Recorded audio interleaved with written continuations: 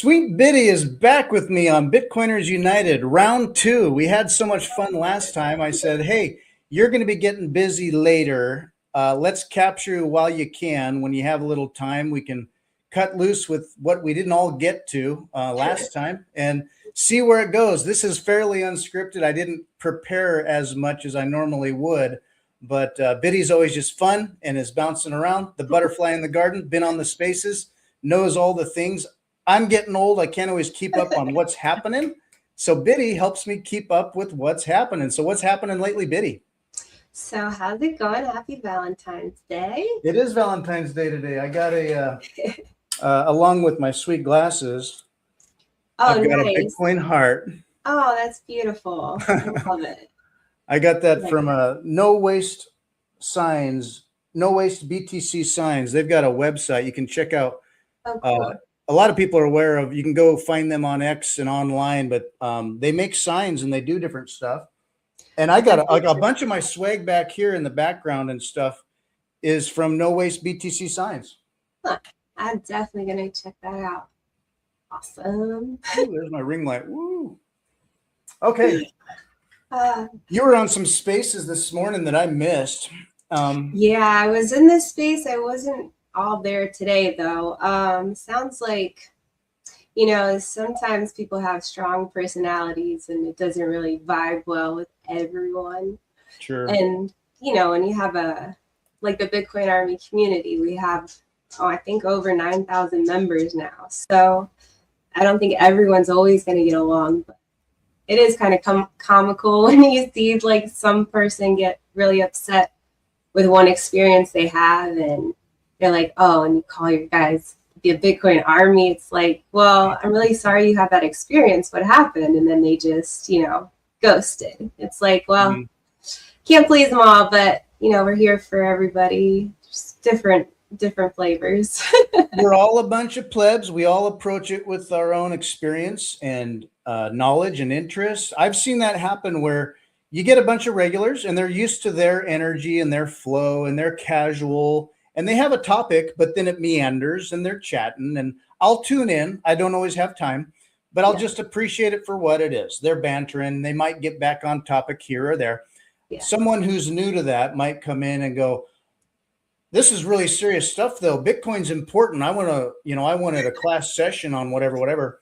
And it's like, okay, well, you can find that signal if you want it. The Bitcoin Army is a very social movement. So, it may not be every space for everybody, but there were a couple of people once that, and it's not that they were being mean to each other. It's just that someone had a bunch of, I won't name names, but somebody had a bunch of like ideas and kind of saying, hey, we could do this. What about this? And other people were saying, hey man, chill out. We don't have an agenda here. We as the Bitcoin Army don't need to be doing something other than, we encourage Bitcoin. We encourage nodes. Yeah. You're going to be at your space and place and level. So anyway. Yeah. I mean, there's plenty of spaces on X, which is actually pretty neat. But, there's different ones that I like to join. There's a couple that are like Monday through Friday, and then all the Bitcoin Army spaces, it's like a different host every day, which is nice. So you can pick like where you want to be. And if you don't vibe with them, you don't have to make a scene just because you disagree. At least if you want to disagree, learn how to speak like an adult and have some intelligent banter, it's not that hard. Yeah. So, and when you don't see people's faces or you don't have the context, you're hearing a voice and people presume things or whatever, rub on each other. Just like texting. Yeah. It's fun on Friday evenings. Let's see. I think Maxi had a thing on Friday where they'll jam session or have music playing. Yeah, I missed it last night, but they actually, I was re-listening. They came up like with a song on the spot. Like, I think it was Maxi, Chandy, Prophet, and Moonlight. But they were making a song about bring facts, bouncing people out of the bar where he works. It was pretty good though. It was pretty funny. But yeah, it's always fun to cut loose and like, I don't know, I feel like, you know how like the gladiators had like, you know, the war battle, everyone would just come out and watch. Like, I don't know if you've ever been to like a UFC fight or anything in real life, but Not in real life. I went to one once. We went to Jorge Masvidal's bare knuckle fighting. And I was nervous at first because I thought I would be like really grossed out if I saw blood or something, but it wasn't like that at all. And it was so like the adrenaline pump I got from watching it, like we just got a little loopy, but we were like all in it, like kick his ass, you know, like shouting, and like I lost my voice the next day from how much we were like shouting, you know. And it was just a good time. Like it was a lot of fun to like get all that energy out without like hurting anyone, you know. Yeah. But like something about a fight, it's very visceral. It taps into something back in your brain, like a fight or flight thing. And even like on your feed, if your algorithm starts feeding you that stuff, yeah, it's hard not to watch. And sometimes I'll have to stop and be like, okay, but I'll feel the emotions get up. Boxing alone, just the pain of, you know, I boxed for fun once. Okay, we're wearing big, thick pads, but getting knocked in the head, it's whoa. It's more than you think. So pain management is a serious deal. The thing is about, even if there's no blood or anything, just seeing people getting knocked or kicking and hitting shins and stuff, I know that hurts. So yeah, exactly. But it's like a good stress reliever, I'd say. Like we don't really have events like that anymore, you know, like everything's so be polite, be PC, don't be rude. But like if you could just like sometimes I'll go to my friend's house and she's got 5 boys. And they're like they range from she loves it, she wants more. He's like, no. No. But I'll go over there and sometimes like if they're really hyper, I'm just like, you know what? And I'll start screaming with them and we have like a 5-minute screaming match like right before dinner, and then they settle down. It's a good way to get the energy out. Feel like your role, you can come in, get them all riled up, and then say, okay, bye. And then mom's like, oh, thanks. But the good part is I stay until they fall asleep. So it's not like I leave early. So make sure they're worn out. Yeah, I get them nice and tired. Well, sometimes those Bitcoin Army spaces can be like that. I guess people show up hot, get their lead out, argue a little bit. Maybe they rage quit, but you know, hey, door is still open. So yeah, well, and like the other thing too is like if you're looking for like a let out, like Maxi space is good, is because like that's another place we can just get on the phone, and if you want to sing instead of yell, like it's the same idea, but it's, you know, there's just like so much variance, and there's something for everyone. I don't know. Some good musicians, good singing. Bring Facts will sound like Johnny Cash, or he knows the lyrics and he'll sing, and then you'll have a bass and a guitar and all kinds of. I mean, it's cool jam session. So yeah, it's tons of fun. I popped into a space the other day randomly, and this guy just belted out singing and put together the music like on the spot, and it was just amazing. I was like, what did I stumble into? Like, what a treat, dude. It was so good. I don't even remember who it was or what it was, but it was just so good. Yeah, I'll have to find it. But you know, you never know what you're gonna find on the spaces too. Like, do you play an instrument or any music, or do you sing? Or well, I sing for fun. But I used to take piano lessons and like guitar, and I did flute. Like back when I went to school, you took music class, and so I feel like music class kind of helps you learn how to learn, kind of. Like, you know, like it's all related to colors and everything, like the psychology of it all. So yeah, I don't know, I've always been into music. It is funny though, like I used to listen to music all the time, and then I started listening to podcasts kind of when they changed the frequency. Like, you know, music's supposed to be tuned to 432 hertz, and the overlords changed it to 440 hertz.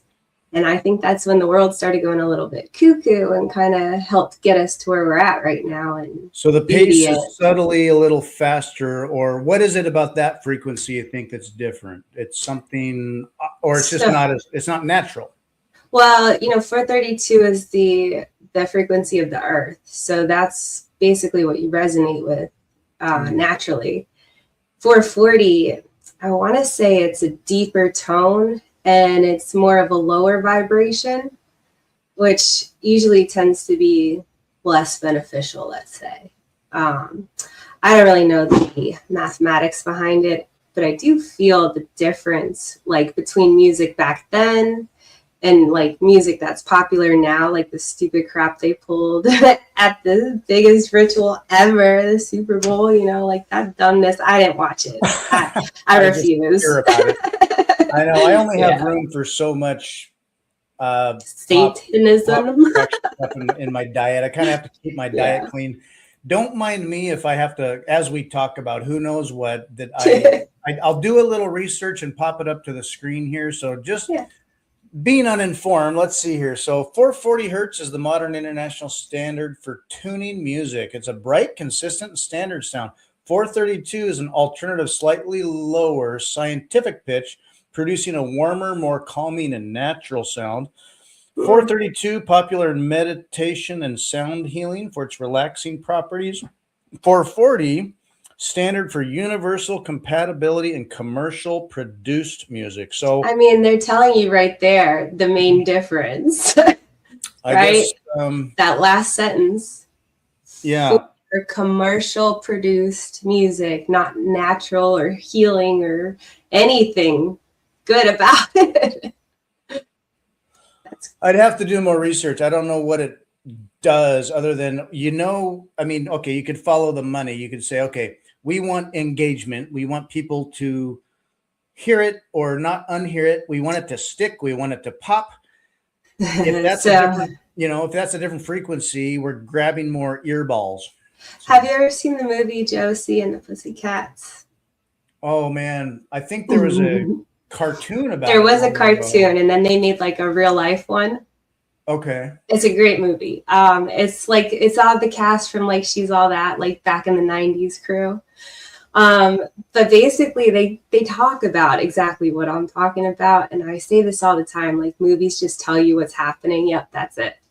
So basically, music is one way that they can brainwash certain people depending on how their brain waves react to the frequencies, right? So if you tune it to a certain vibration, I'm sure they can layer certain things in there. Besides that, and like in that movie, they tell them, like they show you how they're doing it. Like the girls are like shopping in the store and they're all like, orange is the new pink. They change the song and they're like, red is the new orange. Like, like it's just, it kind of goes back to like all that MK Ultra crap, if you're familiar at all. Yeah. So it's been a long time. I was trying to look it up here, but there was a CIA operation that, now disclaimer, folks, this entertainment purposes only. This is not conspiracy advice or mental health advice. This is just, call it entertainment, but we're going to go down fun rabbit trails. Okay. That's my disclaimer. Now I'm good for that. I like to entertain ideas and theories. So I remember years ago, and I think this happened in the 70s or something, but there was a CIA operation and I can't remember what it was called. I want to say it was like called Operation Mockingbird or Hummingbird. It might've been, because Mockingbird is something else, but it might've been called Hummingbird. And the CIA transmitted broadcast inaudible frequencies over Eugene, Oregon, to measure sort of like remote antenna inducing stuff on brains. Mm-hmm. And they bombarded Eugene, Oregon for a period of time with frequencies. And people were having mental health issues, having headaches. Some people committed suicide. Mm-hmm. And it was like, well, that's interesting and weird. And now you how a lot of these operations go. you hear about something, or it's on Wikipedia or something. It's like, yeah, you look it up, and even the public information, you're like, I cannot believe they get away with this criminal stuff. Yeah. Well, they did it. The storyline is typically like, oh, back in the 60s or 50s or 70s or 80s or 90s or whatever, back in the day, yeah, they did this thing once just to see, and then they realized a thing and they stopped. Right. And then they just never looked back. Yep. Well, one and done. I would say that if anything meant anything ever, they just managed it more carefully, buried it under another layer or whatever, and dug in, and leaned in. Or like maybe we just apply this to Cuba or Iran, or we go into we attack Venezuela and we hit them sonically and troops lay down, and it's like, did we have that? We can do that? Yeah, we can do that now. Oh, yeah. Okay. I think Wakanda style Israel, like that kind of technology. Yeah. Like hidden cities and stuff. I do. I think that's secret tech. Yeah. I mean, like if it's in the movie, like unfortunately, I feel like if it's in a movie, there's some truth to it, because their whole thing is we're going to show you what we're doing, and if you don't, say stop, that's on you. Like, yeah, here's some Wakanda tech. Mm-hmm. Well, there's like the med bed, right? Third one that's coming.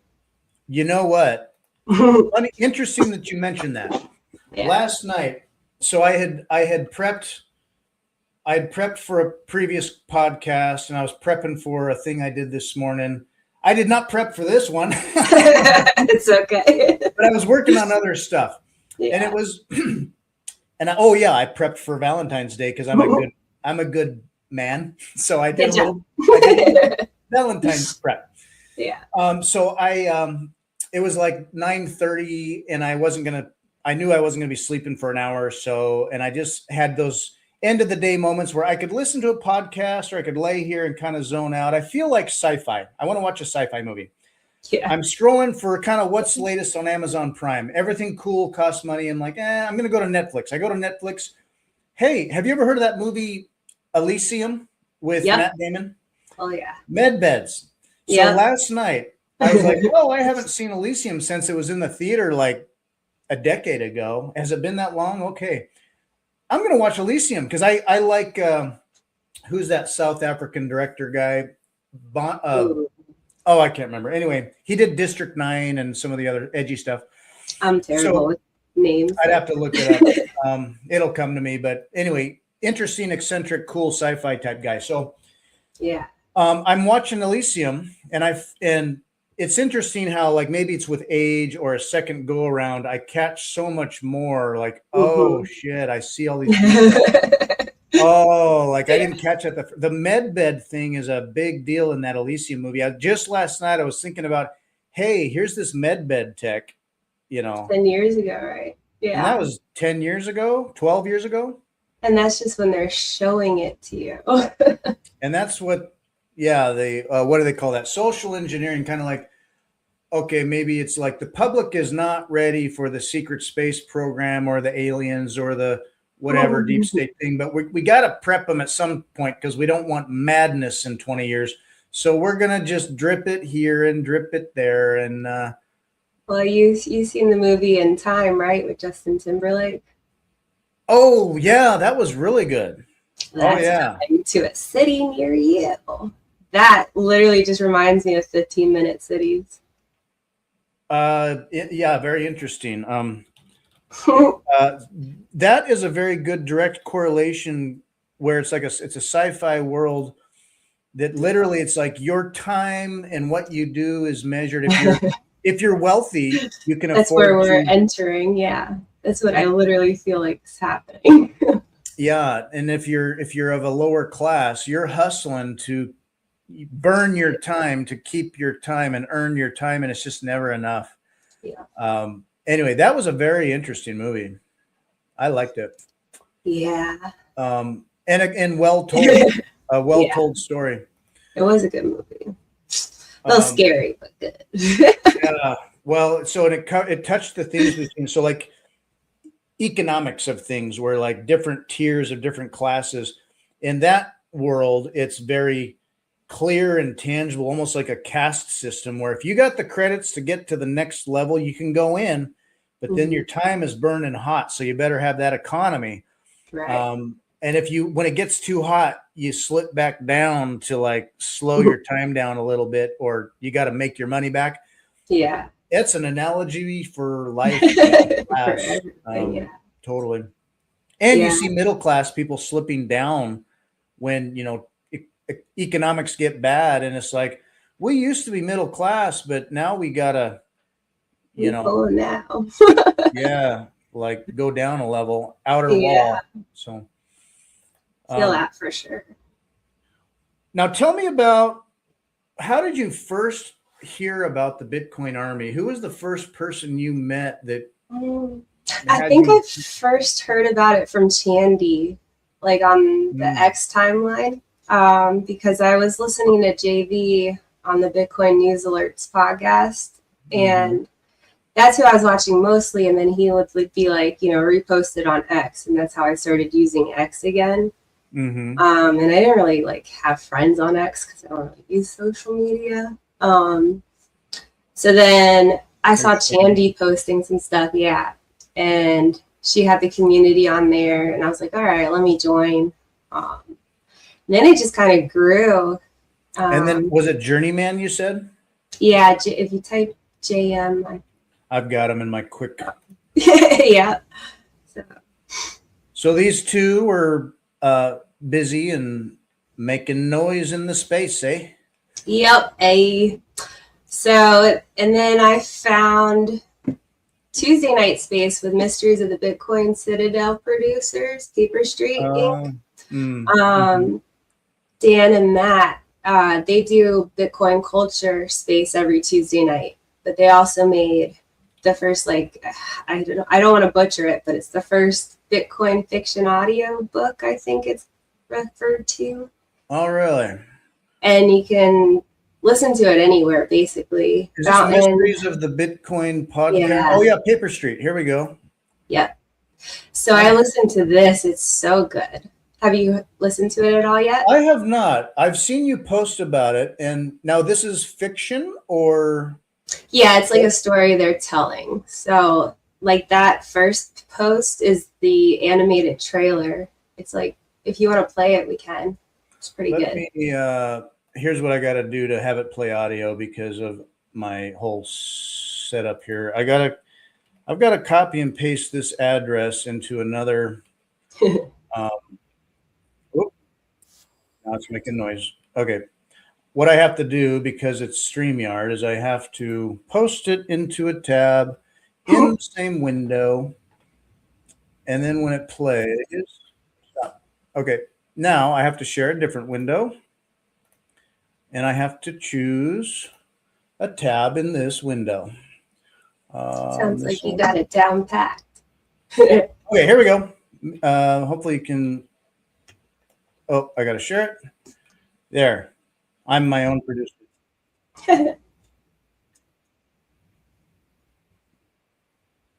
Is this doing it? It didn't. You didn't hit play yet. Or on the screen, it's not. There you go.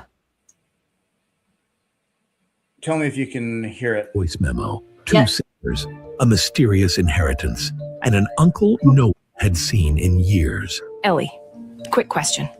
How did we never stop to ask, hey, why does Dad's brother live in a spooky hermit mansion in the middle of nowhere? It's a scenic drive, Lauren, not the Oregon Trail. When Lauren gets summoned to a remote cabin to handle her late uncle's estate, she finds something he left behind. Something that doesn't quite add up. You're telling me the guy who couldn't pay his property taxes was secretly sitting on a pile of digital gold? Ted was full of contradictions, eccentric, unpredictable. He regularly joked about losing all his wealth in a boating accident, but I wouldn't bet on it. Wait. Have you seen the price of Bitcoin lately? If Uncle Ted had even like a couple Bitcoin, we're talking serious cash. The deeper she goes, the stranger it gets.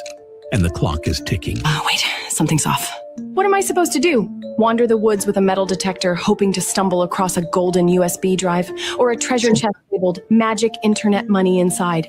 You do get how insane this sounds, Oh man, right? that's cool. But what she found Okay, wasn't let me treasure. pause that. Yeah. I didn't realize it was all that.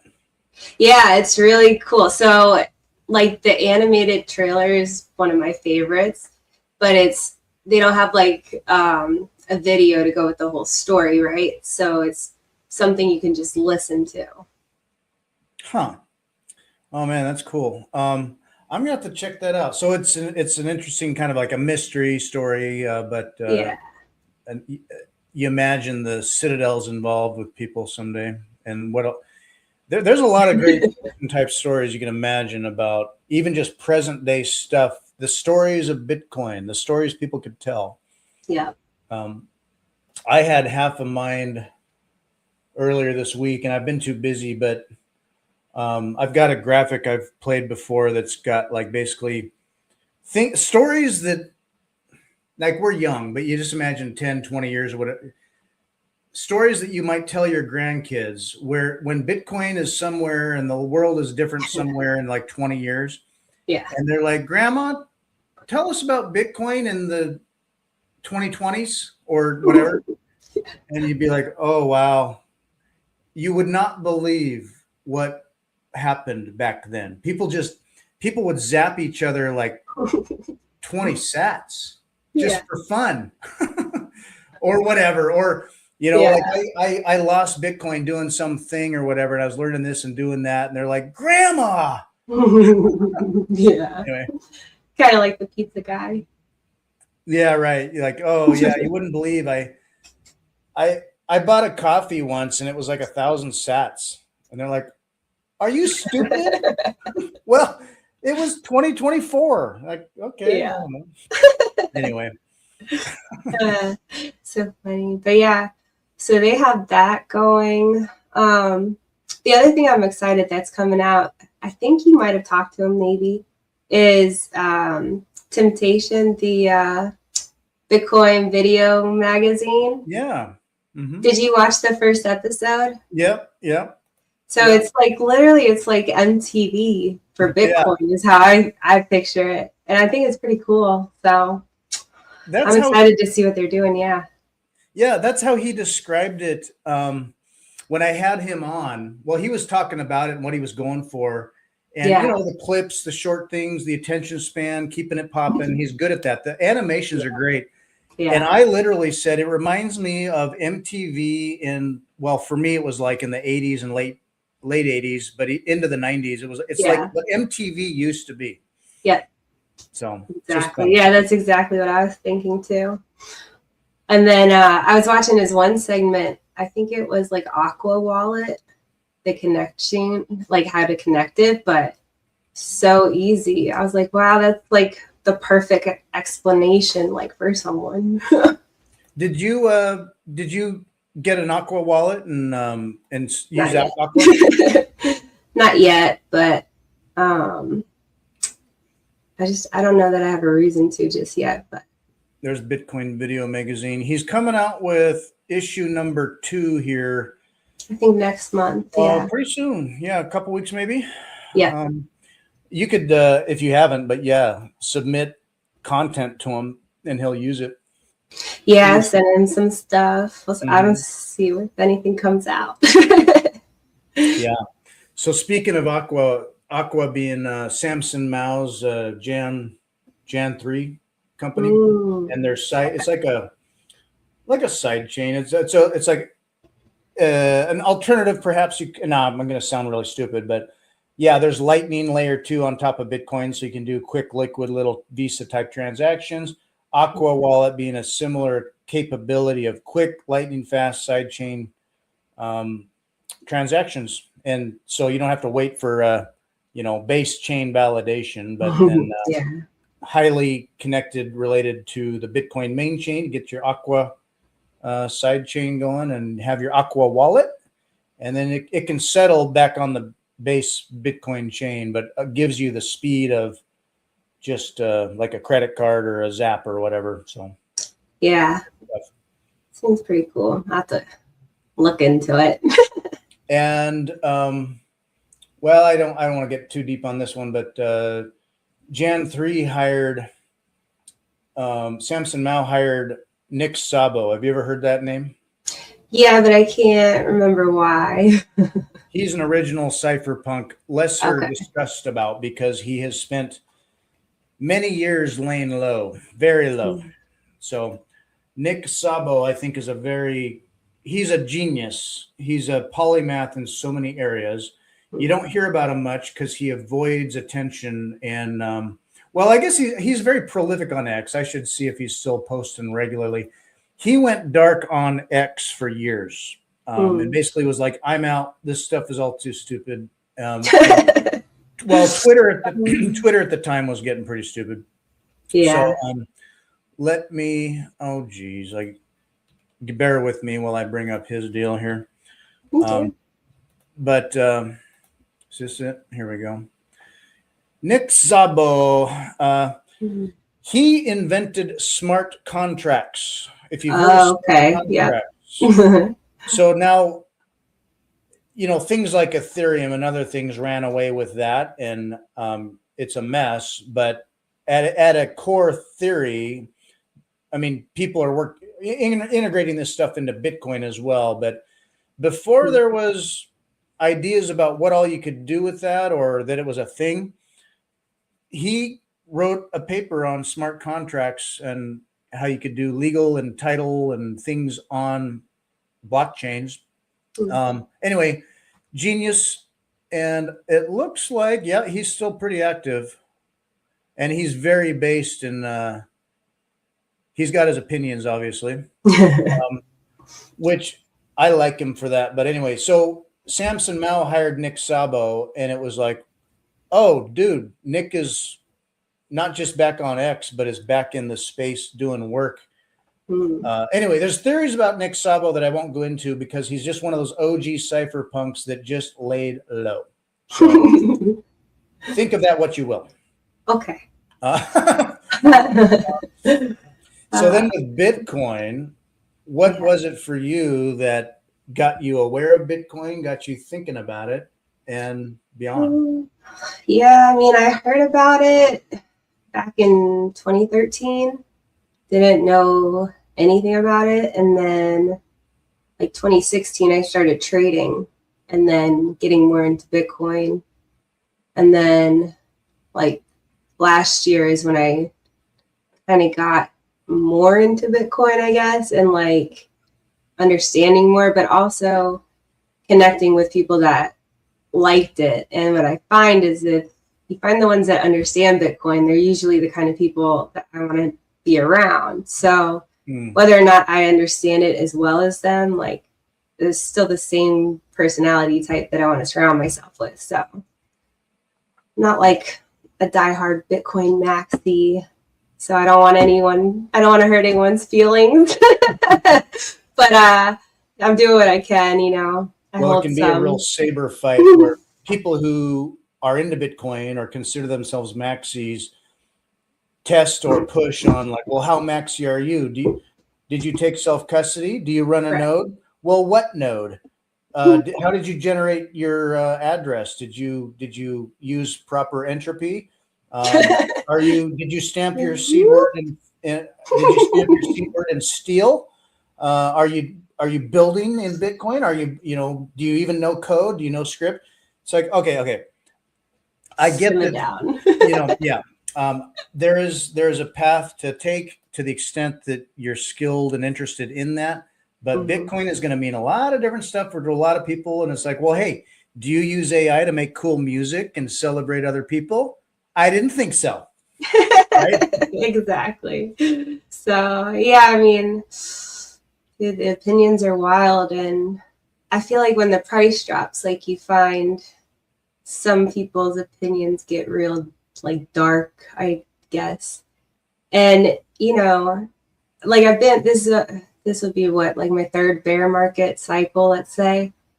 Now, the thing is, what I've noticed anyway, is it'll go down for like a year, but it's a slow fade. It's like a bleeding, barely dropping at all. But like in 6 months, you'll be like, wow, we're in the 40s. What the hell? Right. Mm-hmm. Well, you have all these Bitcoin backed loans that are sitting at liquidation spots at 42K. There's some people feeling stressed right now.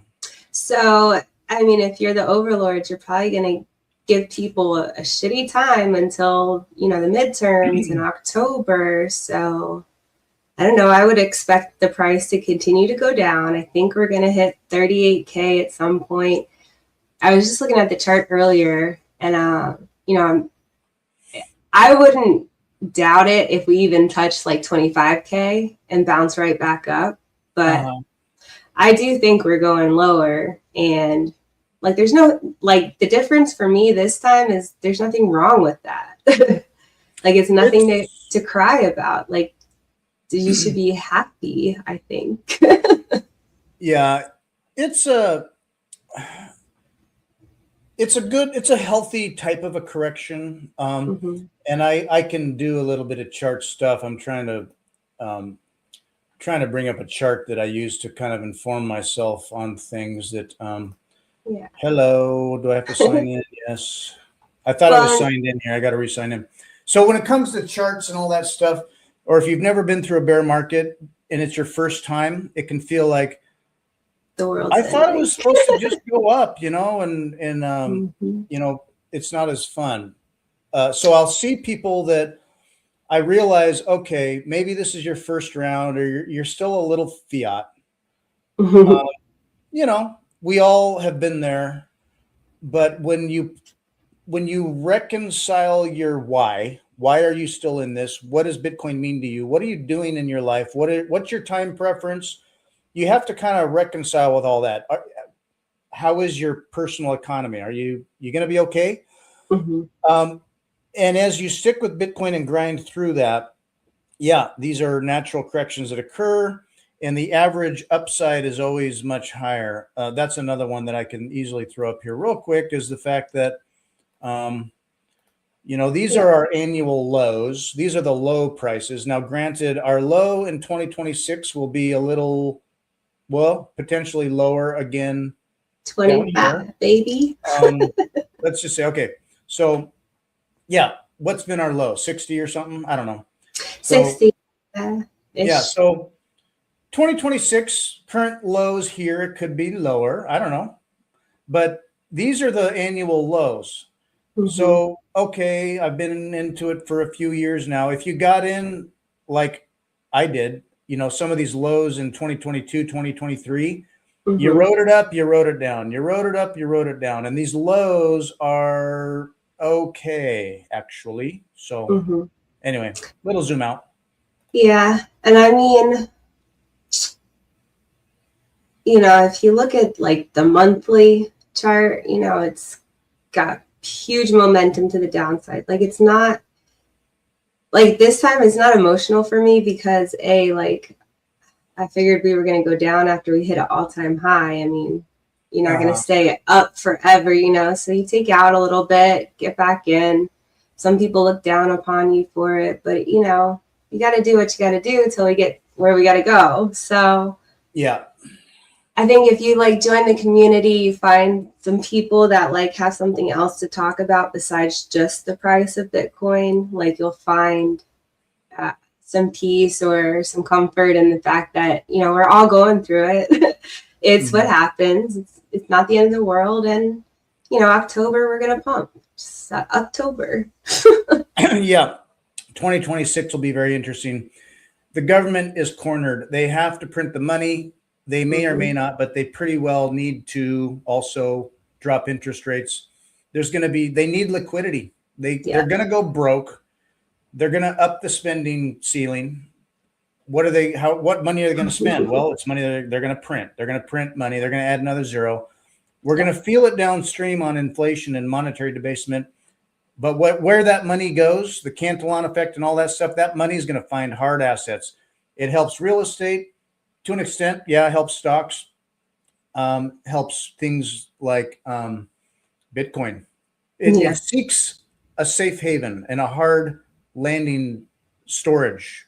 And people that are smart are like, oh, I'm going to take this crap fiat even hotter because it's the freshest, hottest crap. They're going to stuff that in investments.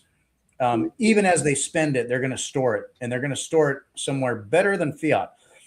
So here's my trad bro stuff. I don't know if you care whatsoever, but here's my little view that I do. Daniel came up with this indicator. So if we zoom out a little bit, we've got the simple moving average and an exponential moving average. I put 18 and 9 weeks on these.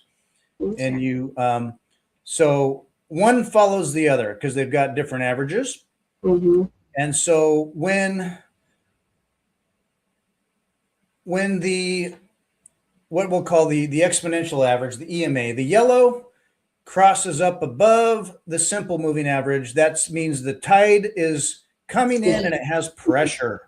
Yeah. And sure enough, it crosses, and you can, you missed this little pump right here, but you caught it right here and you rode it up. Now, what we saw here, when was this? October. We hit the high here, and then we had another drop. But that knife, the momentum happening here was the EMA now crossed below the SMA. The death cross, they call these a golden cross and a death cross. When that EMA crossed down below the SMA, we're going down, down. So what we're seeing here, we still have the EMA well below the SMA, and they're just following each other. So where this goes and crosses again, I will just say, not financial advice, I'm no genius, we're going lower. Yeah, we're going lower. And now it's just a fact of life. It's okay though. Yeah. Brace yourself. Hold on tight. Reevaluate your time preference. If you need it to go up in a month or two, well, take it out and come back 3 months later. Take a break. Take a break. Just come back later. It's fine. Now, all of this to say that this could change very drastically if and when they print the money. And it's not really a matter of if they have to print the money. So anyway, there's my lesson. Good times are coming, but you gotta embrace the suck first. And I think that Bitcoin itself, I mean, it's hard to imagine what highs could mean. What it is an opportunity for people to not feel like, oh, it left him behind, or I was too late. It's like, hello. Come on in now. If you're aware, the pool's warm and you can just jump in. Do it. But anyway, but I'm open-minded about how people approach it all and what they do. You do you. So everyone's got to do what they got to do. What Go ahead. What kind of music and stuff have you been working on lately? Have you posted some of that? So I haven't really made any new songs or videos much lately, just some shorts. But the next event that's happening is Elizabeth is hosting that Love of Life Festival on March 7th. So I've been trying to make a few more shorts for her. I made her like a little playlist on YouTube to try and help spread the word. But I did get my hotel booked, so I'm going to be going, and I'm excited. Should be a good time. Okay. And I've shown this up before here. This is it, right? Yeah. It's actually coming up here a few weeks. Yeah. Weirsdale, is that near Orlando? I think so. I think it's like an hour away, but it's up north in that area. It's like in the middle of the state somewhere. I've been to Orlando. I have family in Tampa. Nice. I don't know Florida that well, but let's just take a look. Neither do I. Okay. I know where I live. Weirsdale. It's a little place, yeah. Right in the middle. It's northwest of Orlando. Mm-hmm. Oh yeah, yeah. So it's like a 4-hour drive from where I'm at. Cool. Okay, so back to the festival there. Yeah. You got some friends coming. I know folks have committed themselves, have promised. And now I don't know that we got into it in depth last time you were on, but I wanted, and to the extent you're comfortable, tell me about her and her story and what happened. So I'm not sure 100% the exact story. I do know she was struck in a car accident and passed away, I believe, October 10th, 2018, I want to say. And then the next year, I believe, is when they started holding the first festival. So she also has a Surviving Siblings podcast where they do a lot of, I think, grief work for families that, lose someone. And I was engaged prior and he passed away. So I kind of have a soft spot, I guess. So I'm excited to go though and meet her family. She's got a big family, and it's just a nice way to give back, celebrate, what we have. Mm-hmm. That's awesome. Yeah. It's gonna be a good time. Cool. So you'll be there. Others from the Bitcoin Army will be there. Will be a good time. Yeah. I've got commitments, but it looks like a great. You can always plan for next year too. Tickets and donations.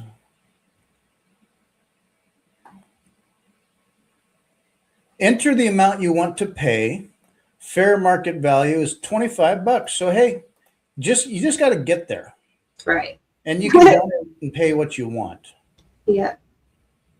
That's awesome. Yeah. So it should be fun. How did you first hear about them? So it's actually because I met Liz on one of the spaces, and she's part of the Bitcoin Army as well. And then I guess I was stalking her on Instagram or something, and I came across it, and I was asking her about it. She also has like an X page and stuff for the website. And then I just felt the need to make her a song one day. So I did that, and then I made some shorts and sent it over to see if she wanted to use any of it. So, exciting times. It resonated. The story resonated with you. You had a relationship with her. Yeah. And created something beautiful to share, and they appreciated that. Yeah. It's actually one of my favorite songs. So catchy. Let me here's your more recent one here. Yeah, that Satoshi's actually designed that image. I just love it. That's cool. Yeah. Tell me about your creative process. To the extent you want to provide detail, the tools you use, your process, you kind of wait for different inspirations.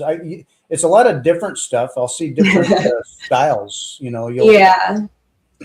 I definitely like a wide range of music. I grew up listening to like classical music a lot. Mm-hmm. So I like classical, I like rock.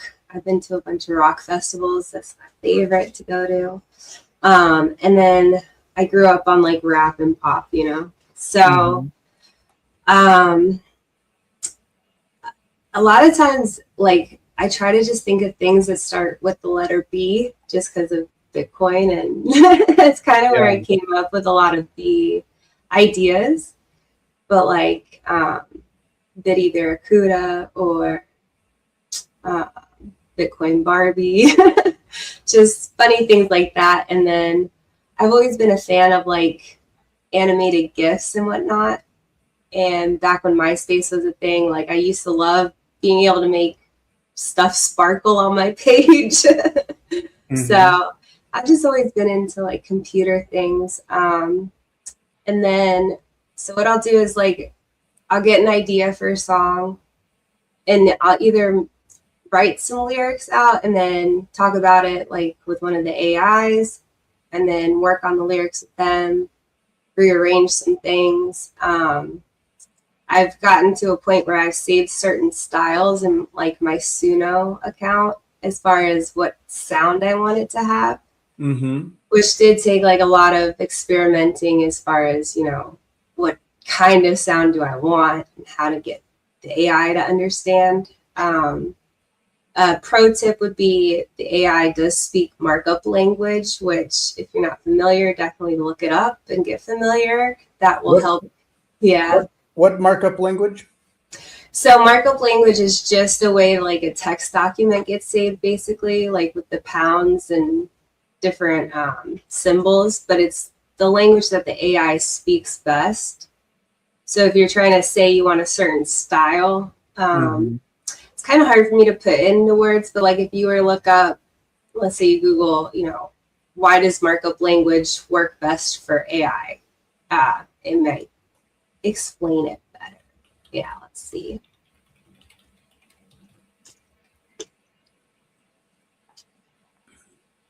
Clean, structured data that AI models can easily parse, understand, interpret, unlike complex, unstructured files.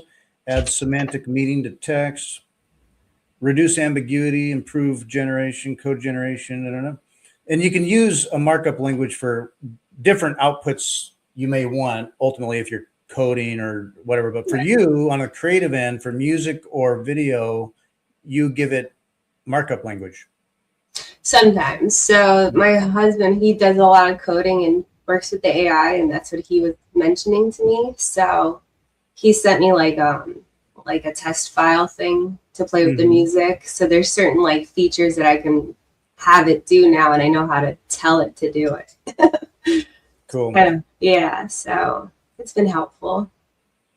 You've had to learn a lot about how to prompt AI properly, or you know, you probably go through iterations where you're not sure quite what it may generate, but you give it something, it creates something, and you're like, okay, well, I need it different here, or maybe completely different, but I got to tell it to do this more specifically. And you kind of hone in on something over time. Well, and a couple other tools that I like to use, like it's not just one AI, like it's a couple, and then different music websites, plus like for the images and such, like I've been using Bazart, which I think is mostly just a mobile phone app, but I'll make it on the phone and then send it to the computer and then animate it. So like I can get the image of what I want with whatever layers and not having to depend so much on like the AI getting it right. Yeah. I love this app. Cool. Bazart, 2 A's. Yeah. BAZAART.com. So you'll use this to create art. Yeah. And this is the same app that Fax actually used to help make the Bitcoin Army shirt that we have. Oh, okay. With everyone's profile pictures on it. So, yep, there is. That is actually from the best video ever. Did you see JKL's new video? Yeah. He's one of the best, maybe the best one I know. Yeah. The music, sure. he did the Mexican Magician. Did he do? Yep. Yeah. He did awesome. The Bitcoin Army Bar, I want to say. I forgot the name of it, but that other song, the Five Samurai song. Yeah, his stuff is amazing. Yeah. Yeah. Amazing with the AI music videos, particularly this one here. Yeah. This one kind of blew me away, and I hope this will play. Yeah, you may not be able to hear it, but anyway, I was just like, the transitions are very subtle, like right there, transition. Okay. It's like, how do you make this? So, like, I've seen how to do this. It's a little costly on my end for me because I don't want to spend this much time because I know he takes a lot of time to do what he does. But there's certain levels of the AI software that you can purchase that allow you to kind of get directly what he's trying to get, like from the first image and then what it would end up being, like first frame, last frame. But I think it's like a level that you have to pay for especially such high quality stuff like he does. No kidding. Yeah. It's like, damn. I've just found this magic like incredible. Yeah, he's so good. I like can't stop listening to the other one. Yeah, I mean that right there. It's like, what the heck? It's amazing. Damn. Yeah, it's awesome. He did one on the Federal Reserve. It was really cool. Oh yeah, he's got a YouTube channel also. I don't know if you saw it. I gotta go find that. If you do at Finite Energy 21, it should pull him up. Yeah. 2 E's. Yeah. There you go. Go ahead, subscribe. I'm not subscribed. Wow. I know. I feel like there's a lot of people in the Bitcoin army that have YouTube channels that like a bunch of us are not subscribed to each other's channels for some reason. But 44 subscribers. Okay, yeah. See, I just didn't. I see his stuff on X. I didn't know he had his own. I mean, it makes sense, but I didn't know he was on YouTube. Well, that's what I mean. Like when they post videos, I'm like, well, is there like a link? Because I know like you should probably get a like somewhere else than X, unless like I don't know what the X money system is with anyone, but maybe they like it better to get a like on X. I don't know. But either way, I try to like let everyone know, hey, he's over here too if you're looking for something. Yeah, that's awesome. Yeah, he could stand to get more attention. I mean, yeah, in the Bitcoin army, he's a rock star, and we know about him. But my goodness, for the quality and the stuff he's producing, yeah, he's done them for members of the army. You know, the Bitcoin Bowl and Dirty Hands, Clean Money, and there was one that I saw. Maybe it was this one. But it was about the federal. No, that's your favorite one. I do like that one. Anyway, there was another one on the Federal Reserve that was kind of like a historic treatise on the Federal Reserve. I was like, oh man, that's based.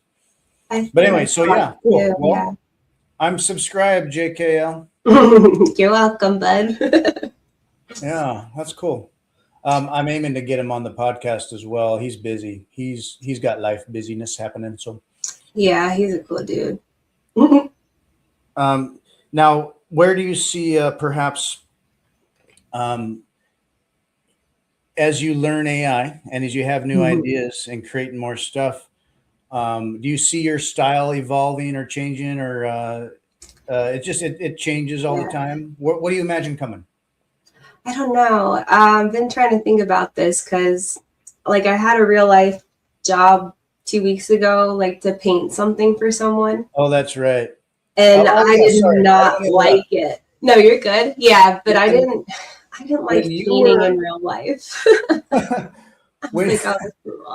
When you were on my podcast last time, I was talking about it. And then you had a job change kind of shortly thereafter, and I thought, because you hadn't been on camera before, and we talked about a lot of stuff.